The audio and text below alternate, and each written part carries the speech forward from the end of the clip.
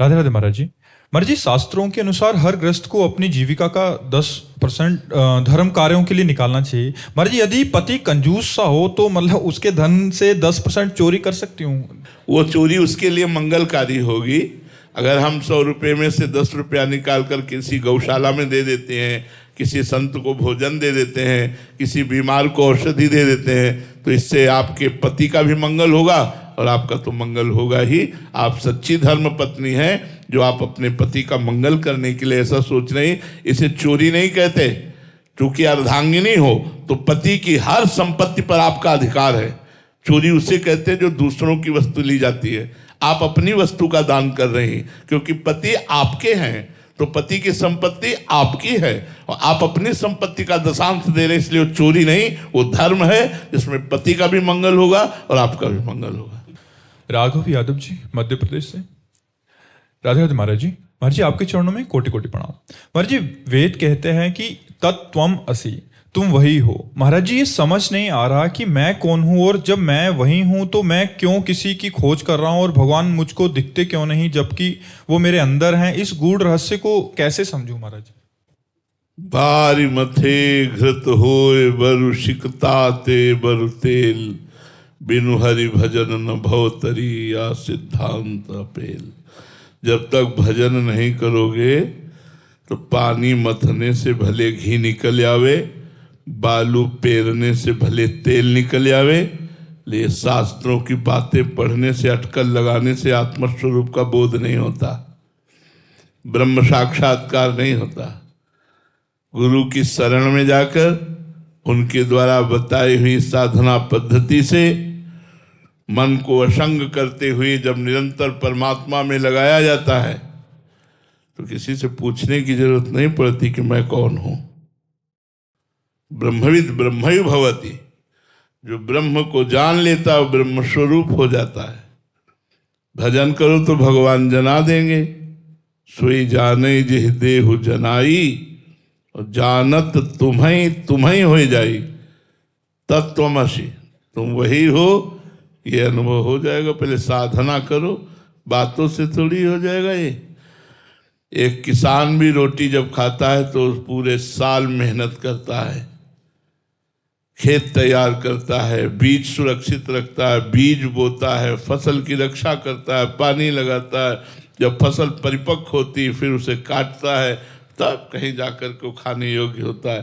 तो ऐसे ही साधु महात्मा अपना जीवन भगवान के चरणों में न्यौछावर किए हुए उसी तत्व के जानने के लिए तो पूरा जीवन अर्पित किए हैं। तो चाहे गृहस्थ में हो चाहे विरक्त में हो, साधना तो करनी ही पड़ेगी। यदि भगवत तत्व का बोध प्राप्त करना है या प्रेम, तो साधना में लगो। पहले किसी गुरु का वर्ण करो। अगर ज्ञान मार्ग में जाना है तो तत्व ज्ञानी गुरु का वर्ण करो, प्रेम मार्ग में जाना है तो किसी वैष्णव गुरु का वर्ण करो और उनके द्वारा बताई हुई पद्धति से चलो, तब शुद्ध ज्ञान होगा। ऐसे मनमानी थोड़ी हो जाएगा। अनासक्ति जी, कश्मीर से। राधे राधे महाराज जी। महाराज जी, ऐसा क्या करें कि जिससे भगवान श्री हरि रीझ जाएं और सामने से ये संसार माया रूपी पर्दा हट जाए? राधा राधा राधा राधा राधा, निरंतर नाम रटो, निरंतर नाम जप करो, फिर आप खुद देखेंगे आपकी स्थिति क्या है। जैसे कोई गहरे पानी में बैठ जाए तो ऊपर का सब शून्य हो जाता है, ऐसे ही नाम ऐसे गहरे आनंद में डुबो देता है कि भोगों की स्मृति, संसार के नानात्व का ये भान, ये सब छूट जाता है। पर दीर्घ काल निरंतर सत्कार सेवितो दृढ़ भूमि, जो बहुत लंबे समय तक आदर के सहित निरंतर नाम जप करता है, वो इस नानात्व पर विजय प्राप्त कर लेता है। डट के भजन करो, सब मिल जाएगा। डट के भजन करो, सब ज्ञान हो जाएगा। भजन करना नहीं चाहते, ऐसे ही ज्ञान, वाणी के ज्ञान से काल पर विजय प्राप्त नहीं कर सकते। जब तक तत्वबोध नहीं होगा, भजन नहीं करोगे, तब तक बात नहीं बनेगी। वाणी का ज्ञान तो बहुत उपदेश हो रहे हैं, पर उपदेश कुशल बहु तेरे। अगर नाम जप नहीं चल रहा, भगवत स्मृति नहीं चल रही, हम कुछ ज्ञान नहीं मानते उसे, कुछ ज्ञान नहीं मानते। सनकादि महापुरुष हैं, भगवान के अवतार हैं, फिर भी हर समय हरिशरणम हरिशरणम हरिशरणम जपते रहते हैं। यदि भगवान का नाम जप नहीं चल रहा, भगवत स्मृति नहीं, तो ज्ञान किस बात का हो? तो जोग कुजोग ज्ञान अज्ञानु, जहाँ नहीं राम प्रेम पर धानु। भगवान से प्रेम नहीं, तत्व से प्रेम नहीं, तो क्या है सब? फिर तो वाणी का विलास मात्र है। इसलिए खूब नाम जप करो। खुश आर्य जी, राधे राधे महाराज जी। महाराज जी, मैं साइंटिस्ट हूं और एक गगनयान मिशन से जुड़ा हूं।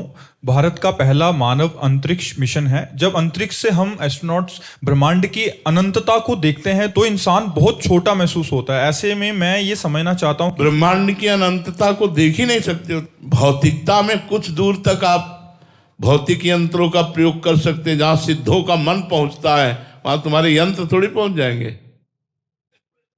भेजो स्वर्ग लोक, भेजो किसी विमान पे तो तुम ऐसे मिल जाए। भेजो स्वर्ग, भेजो। क्या है? विज्ञान भौतिक के अंतर्गत ही है। आज तक तुम्हारे विज्ञान ने मन का एक्सरा बना पाया हो तो हमें बताओ। केवल इस ढांचे का ही आप कर सकते हो। ये पांच भौतिक है, न मन का न बुद्धि का, कि ये मन, ऐसा मन, ऐसी बुद्धि, ऐसा चित्त, ये अहंकार, कहीं नहीं। सूक्ष्म की तरफ तो प्रवेश ही नहीं विज्ञान का। जहां से विज्ञान का अंत होता है वहां से अध्यात्म प्रारंभ होता है। तो विज्ञान एक लौकिक धरा की बात है, कोई अलौकिक धरा की थोड़ी बात है। अलौकिक धरा की बात तो अध्यात्म है।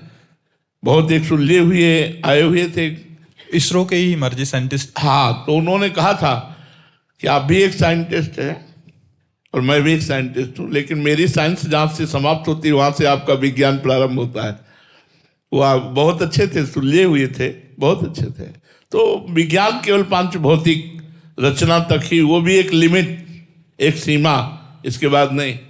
महाराज जी, आपका भाव है कि अंतरिक्ष की खोज और आंतरिक खोज, जो आत्मा की खोज है, हमें क्या एक ही सत्य तक पहुंचाती है? ये भी ब्रह्मांड उन्हीं का है। क्या बाहरी खोज कितनी कर सकते हो? बता तो रहे, किसी में पावर हो स्वर्ग जाके दिखाओ। में जाओ देवराज इंद्र से हाथ मिलाओ जाके, है तुम्हारी ताकत? देवराज इंद्र क्या कुछ नहीं, एक त्रिभुवन का राजा है, मिलो जाके। कोई यंत्र, कोई मंत्र, कोई तंत्र, कोई सामर्थ्य ऐसी, चलो। अरे भगवान की माया बहुत बड़ी। आप ब्रह्म स्तंभ पर्यंतम साहब, अंतर की खोज वाली बात, तुम बाहर की खोज से, बाहर से क्या मिल जाएगा? कि तुम्हारा राग मिट जाए, तुम्हारा काम मिट जाए, क्रोध मिट जाए, हिंसा मिट जाए, तुम्हारा वैर मनुष्यता मिट जाए, तुम्हारे अंदर मनुष्यता आ जाए, देवत्व आ जाए, शांति फैल जाए, सुख फैल जाए। यह है विज्ञान। ज्ञान विज्ञान वो है जो जीव को शांति प्रदान कर सके। श्रद्धावान लभते ज्ञानम तत्परा सहितेन्द्रिया ज्ञानम लब्ध्वा पराम शांति मचिरेणाधिगच्छति। दुख सुख सहन करने की सामर्थ्य आ जाए, मनुष्य जीवन परमानंदमय हो जाए। किससे परमानंदमय होगा? किससे होगा? आप बताइए। हमें विज्ञान का जो लाभ है वो परमानंद की प्राप्ति थोड़ी है। इस शरीर फाड़, शरीर की औषधि, शरीर का देख रेख पंचभूत के अंतर्गत ही है। तो इसकी क्षमता और अध्यात्म की क्षमता एक कर दिया जाए, ऐसा नहीं हो सकता। महाराज जी, ये तो मतलब बहुत भिन्न बातें हो। बिल्कुल भिन्न बात है। एक मायाकृत बात है, एक मायातीत बात है। एक मायाकृत बात है, एक मायातीत बात है। क्योंकि महाराज जी हम माया में रह रहे हैं तो इस बात को तो समझ जाएंगे, पर जो आप बात कह रहे हैं उसको समझने के लिए क्या करना पड़ेगा? आए ही तो है, समझने ही तो आए हो यार। अगर समझ न होती तो आते काहे को सुनने के लिए? समझ तो ठीक हो ही रही है। ऐसा, हम डॉक्टर हैं, तुम्हारे मानसिक ऑपरेशन के डॉक्टर हैं।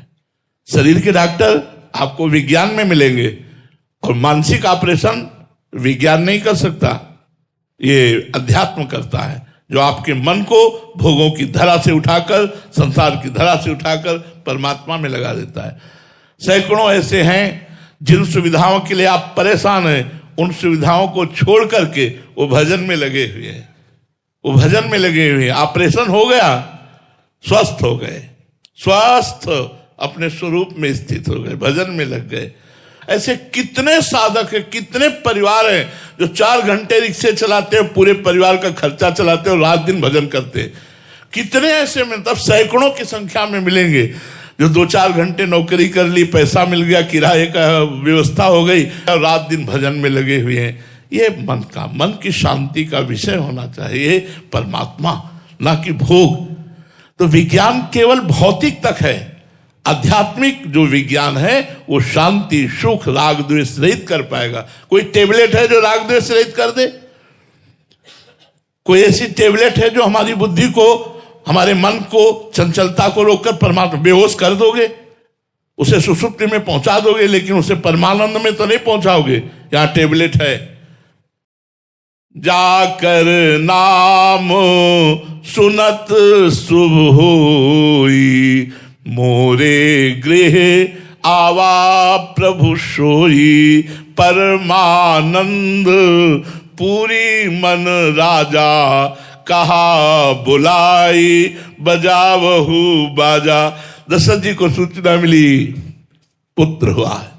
पुत्र जिसका नाम सुनते ही परम मंगल हो जाता है, वो भगवान मेरे यहां पुत्र रूप में परमानंद में डूब गए दशरथ जी। वही परमानंद भगवान यहां बैठे, यहां हृदय में। भजन के बिना वो पर्दा नहीं हटता, इसलिए खूब भजन करो। वैज्ञानिक को प्रणाम है, ये आपका एक विषय है, जिस विषय में बढ़ो, हमारे समाज को सुख पहुंचाओ। लेकिन आत्म सुख प्राप्ति के लिए आप भी भगवान का नाम जप करो, आप भी भगवान से जुड़ो। बिना भगवान से जुड़े आपका मंगल नहीं हो सकता। सिमरन कौर जी बिलासपुर से। राधे राधे महाराज जी। महाराज जी, गुरुवाणी साहिब और आपके द्वारा नाम रूपी अमृत और नाम रूपी दवा का हेतु कृपा प्रसाद होने के बाद भी महाराज जी ऐसा कभी कभी लगता है कि मन उसी कीचड़ में रहना ही पसंद करता है, विष ही पान करना चाहता है, दवा नहीं लेना चाहता। धाम और आपके वचनों के बल के प्रताप से आश्रय लिया है, वाचिक शरणागति कर दोनों हाथ उठा के महाराज जी मैं ममता रूपी दलदल से निकलना चाहती हूँ। बिल्कुल आप चिंता मत करो, आप चिंता मत करो। भाव कुभाव अनख आलस हो, नाम जपत मंगल दिस दस हो। चाहे भाव से जपो या कुभाव से जपो, श्रद्धा से जपो या अश्रद्धा से जपो, जितना नाम जप करोगे वो संसार से वैराग्य, भगवान से प्रेम और स्वरूप का बोध तीनों एक साथ कराता जाएगा। नाम में बड़ी सामर्थ्य है। पूरे जीवन की बाद, यात्रा के बाद विश्राम मिला है नाम में।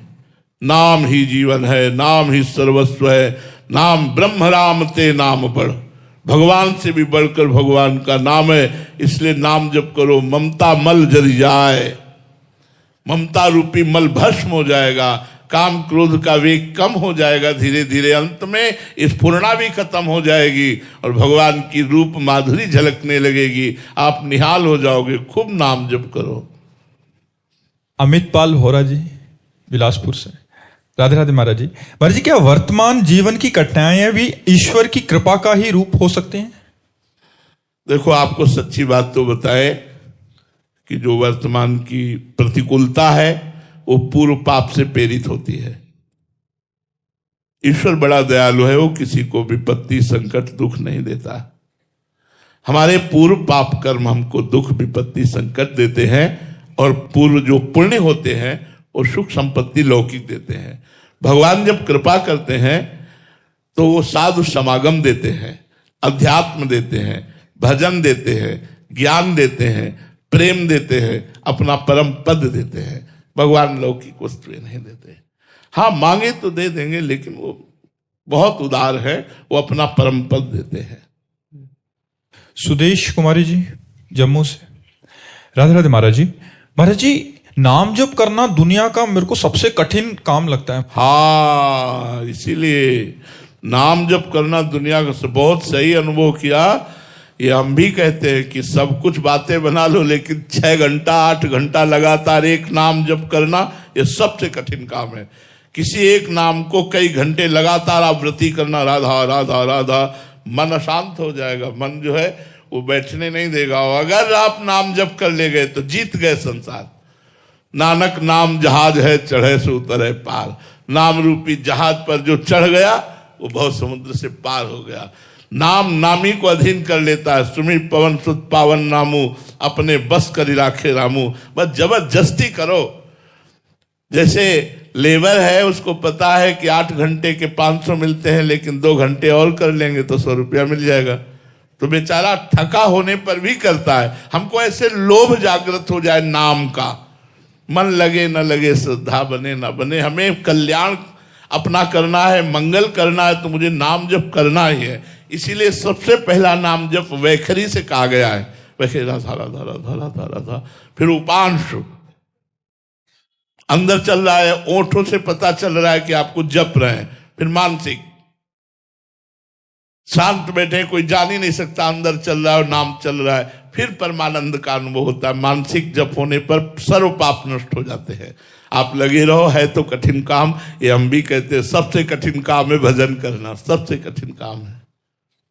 मंजू जी रोहतक से, राधे राधे महाराज जी। महाराज जी, क्या जन्म जन्म की कामनाएं एक जन्म की उपासना से नष्ट की जा सकती हैं?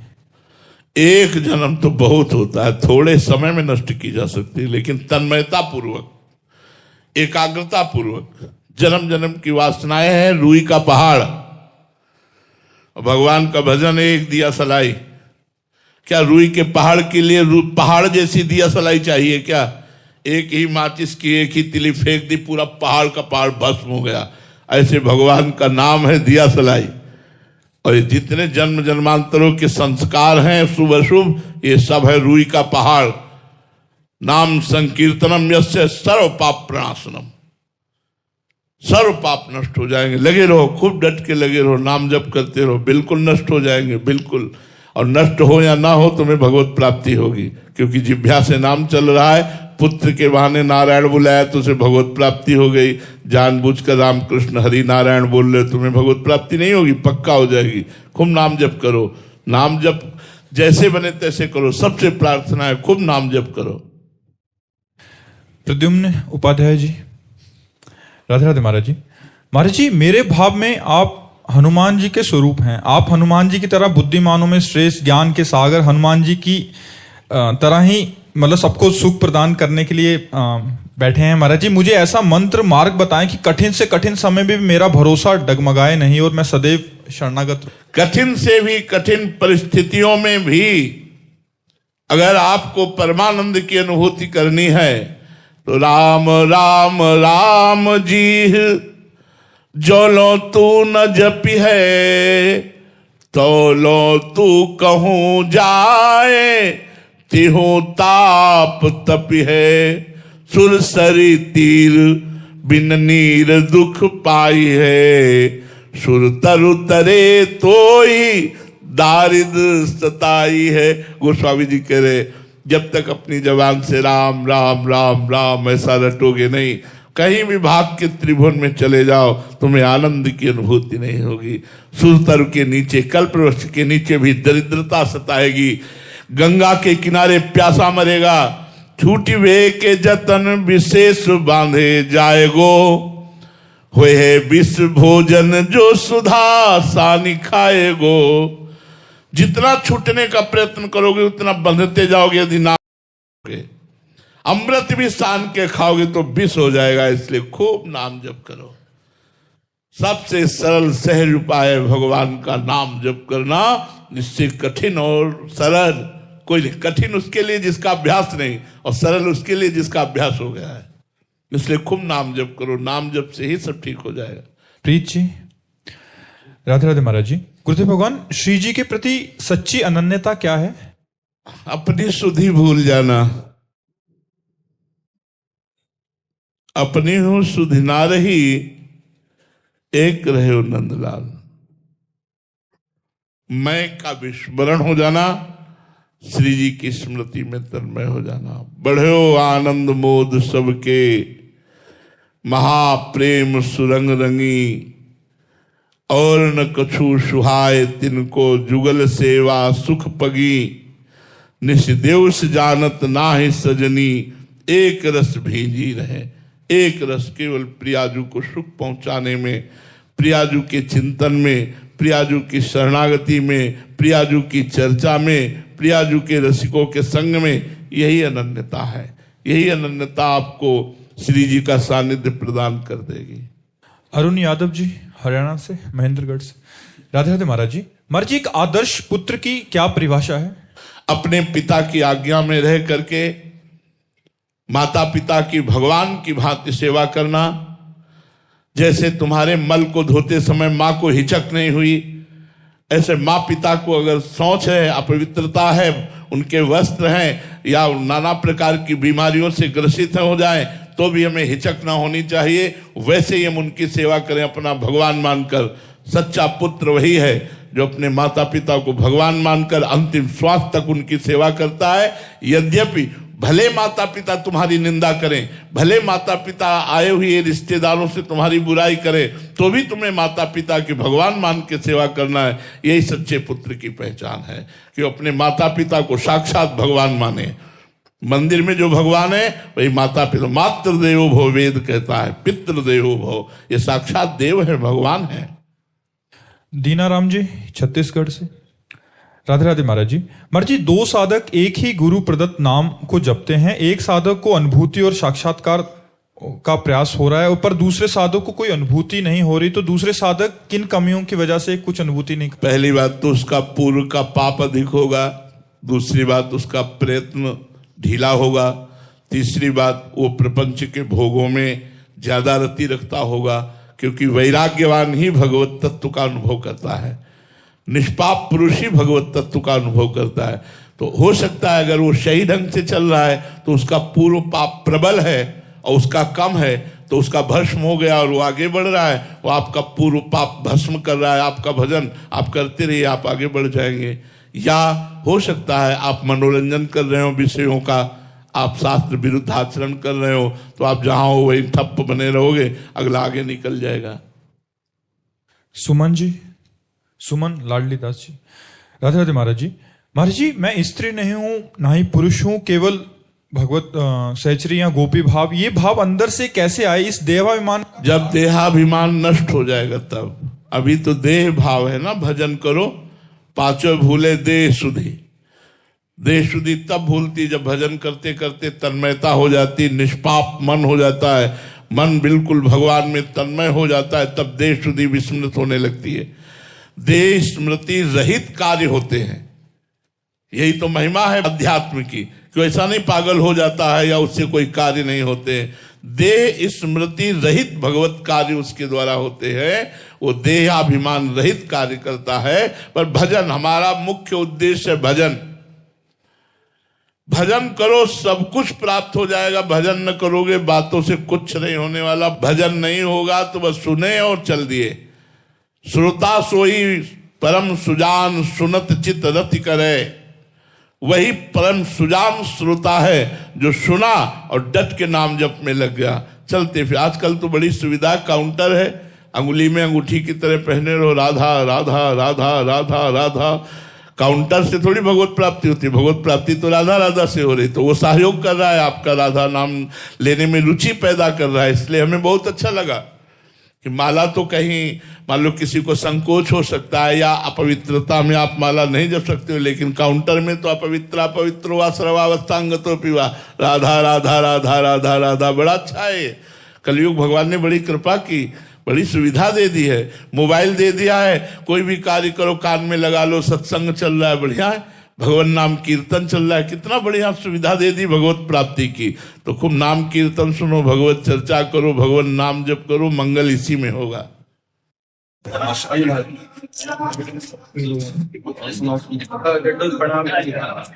अपने मरीज बाबा है।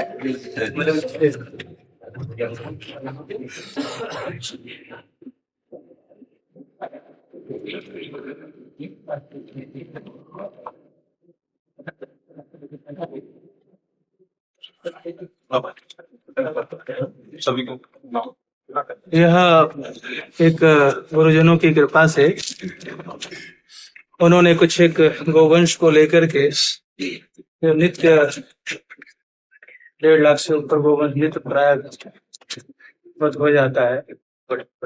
उसकी सुरक्षा, उसको सम्मान मिले, उसको सेवा मिले,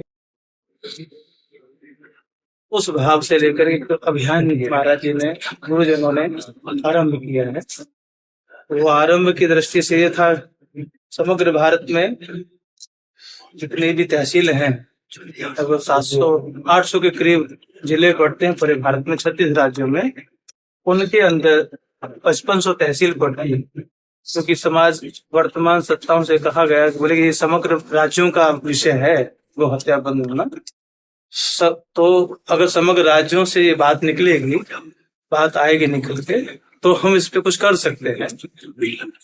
तो अभी जिन राज्यों में अभी प्रतिबंधित नहीं है, गौ हत्या कानून लागू नहीं है, उन राज्यों में, हमारे जिन राज्यों में प्रतिबंधित है, वहां लाखों गोवंश नृत्य इधर का उधर चला जाता, तो जैसे भेड़ बकरी की तरह जैसी स्थिति है वहां पे वो हो रहा है। तो वहां से भी ये बात उठे, तो उसके लिए लगभग 300-400 साधक संत निकले हुए हैं समग्र भारत के राज्यों में।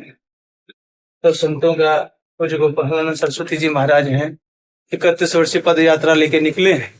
कुछ कृष्णायन गौशाला है अपना हरिद्वार में, 40,000 से ज्यादा गोवंश की सेवा आप लोग करते हैं। जितनी भी वो संत चेतना जो गौ सेवा में लगी हुई है, इस पूरे कार्य में लगी हुई है। पूज्य गुरुदेव हर कथा में, हर मंच पर कुछ सरकार, अन्य सभी संत इसको रख रहे हैं। उसका प्रभाव जितना है कर रहे हैं। बस सबका भाव ये था, अभी सीधा गोवा में पूरे भारतवर्ष में यात्रा चल रही है इस अभियान को लेकर के। वैसे कई बार हम ये प्रार्थना कर चुके हैं कि जैसे वेद माता गायत्री है, ऐसे धर्म माता गौ। जब परीक्षित जी महाराज ने बैल देखा तो वो साक्षात धर्म ही तो था। तो धर्म की माता गौ है। अगर धर्म की माता की ही हत्या होगी तो धर्म की हम रक्षा क्या कर पाएंगे?